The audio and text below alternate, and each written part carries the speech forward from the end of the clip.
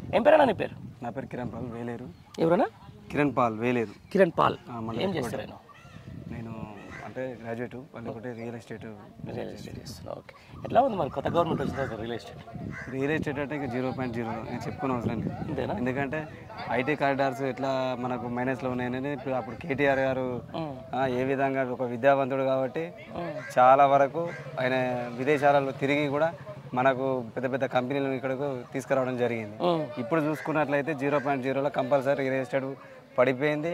ఆ విషయానికి మనం 6 నెలల్లో అద్భుతం అనేది ఏం లేదు, అలా పోతే అద్భుతంలాగా అయిపోయింది. రైట్, ఇప్పుడు గ్రాడ్యుయేట్ సెలక్షన్స్ వస్తూ ఉన్నాయి కానీ రేపు ఇప్పుడు నల్గొండ, వరంగల్, ఖమ్మం సంబంధించి ఎవరికి ఉన్నాయి గెలుపు అవకాశాలు? ఇక్కడ ఎవరికి ఉన్నది గెలుపు అని అంటే ఇప్పుడు ఇది విద్యావంతుల చేతిలో ఉంటుంది. ఇంత ముందుకు ఓటర్ను ప్రభావితం చేసే ఆ ఛాయిస్లు అనేటివి తక్కువ. ఇది విద్యావంతులు అంటే ఒక మేధాశక్తి కలిగిన వాళ్ళకు తప్ప మిగతా వాళ్ళు చేసే అర్హత లేని అంటే మేధావులు చేసే ఓటు ఇది. మేధావులు అంటే ఏంటంటే వాళ్ళకి చాలా వరకు ఆచి తూచి అడుగేసుకుంటూ చేసే ఓటే ఇది. మన ఎమ్మెల్సీ గ్రాడ్యుయేట్ ఎలక్షన్స్ అంటారు, అంతేగా. అయితే ఇప్పుడు కానీ తీర్మానం మళ్ళీ చేసేది ఏంటంటే ఇప్పుడు చేసేది కూడా అంత తీర్మారే ఉన్నది. తీర్మారే ఉన్నది. ఎట్లా తీర్మారం అంటే ఇవాళ ఆయన పార్టీలు ఆయన అమ్ముడు పోకుండా ఇవాళ మా దళితుడు ఇవాళ చిలక ప్రవీణ్ అనే వ్యక్తి ఆయన ఛానల్ ఒక యూట్యూబ్ ఛానల్ పెట్టుకుంటే ఎక్కడికో తీసుకుపోయి ఆయన ఈ రోజు ఆయన బయటకు వచ్చిండు. దేనివల్ల బయటకు వచ్చిండు అంటే ఒక దళితుని ముగ్గడ పెట్టుకుని ముందు పోయినాక నీ అవసరం తిన్నాక దళితునిపై పక్క చెప్పేసినావు, అంతే కదా. అదే క్రమంగా ఇలా చాలా వరకు కూడా ఇప్పుడు గ్రాడ్యుయేట్స్ కూడా ఆలోచన ఏంటంటే ఇలా ఏనుగు రాకేష్ రెడ్డి గారు నిలబడ్డారు, ప్రేమేందర్ గారు రెడ్డి నిలబడ్డారు. వీళ్ళందరికన్నా ఏనుగు రాకేష్ రెడ్డి ఏంటంటే ఒక విద్యావంతుడు. ఆయన పైసల కోసం రాజకీయాలకు రాలే.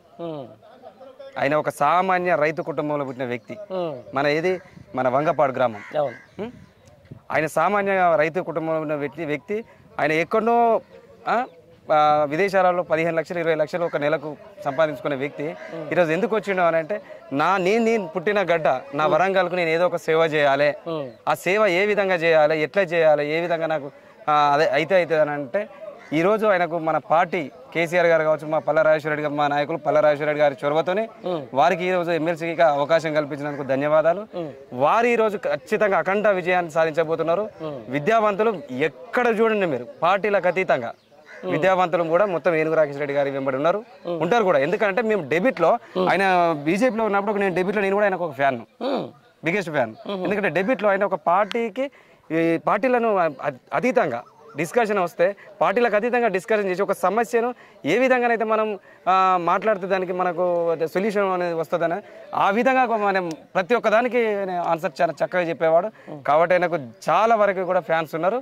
ఆయన ఖచ్చితంగా విజయం సాధించబోతాడని మా యొక్క నమ్మకం ఉంది. మరి ఏంటి నేనేమైతే ఈ తీర్మానం వల్ల నేను 3 సార్లు చేసిన, నాకు ఆ సపోర్ట్ ఉంది, ఈ సపోర్ట్ ఉంది, నాకు ఆ ఎమ్మెల్యే సపోర్ట్ చేస్తున్నాడు, ఈ మంత్రులు సపోర్ట్ చేస్తున్నాడు అని చెప్పి చెప్తా ఉన్నాడు కదా బయట. మరి అన్న ఏ మంత్రులు చేయని, ఏ ఎమ్మెల్యేలు చేయని, మాకు ఉన్నది ఇప్పుడు ఒక ఇద్దరు ఎమ్మెల్యేలలో ఒక ఎమ్మెల్యే పోయిండు, మా స్థానిక ఎమ్మెల్యే. మాకు ఉన్నది ఏకైక వ్యక్తి ఇప్పుడు ఈ దీంట్లో సరౌండింగ్లో చూసుకుంటే 3 జిల్లాలలో ఎవరు పల్లా రాజేశ్వర రెడ్డి గారు. మాకు ఈ ఒక్క ఎమ్మెల్యేతోనే ఈ ఒక్క ఎమ్మెల్సీ మేము సాధించుకోబోతున్నాం. అది ఎట్లా అంటే కూడా ఈ 6 నెలల పాలన చాలండి. చూసిన వరకు ఈ 6 నెలల పాలనలో ఏం చేయలే, ప్రజాపాలన అని పెట్టిండ్రు. ఇవాళ నువ్వు కూడా వేయాలని ప్రశ్నించే గొంతుకు అన్నావు, నువ్వు ఏడ ప్రశ్నిస్తాను, ప్రశంసించే గొంతుక అయినవు ఇవాళ. అది ఎట్లా ఈ ప్రశ్నించే గొంతుక అనేది ఎవరు? మా ఏనుగు రాకేష్ రెడ్డి వస్తాడు.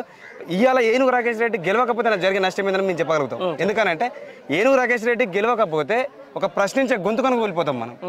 ఇలా తీర్మానం ఎలా గెలితే కేవలం ప్రశంసిస్తాడు, ప్రశ్నించాడు.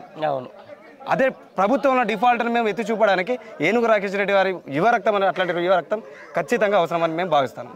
Okay brother, thank you very much.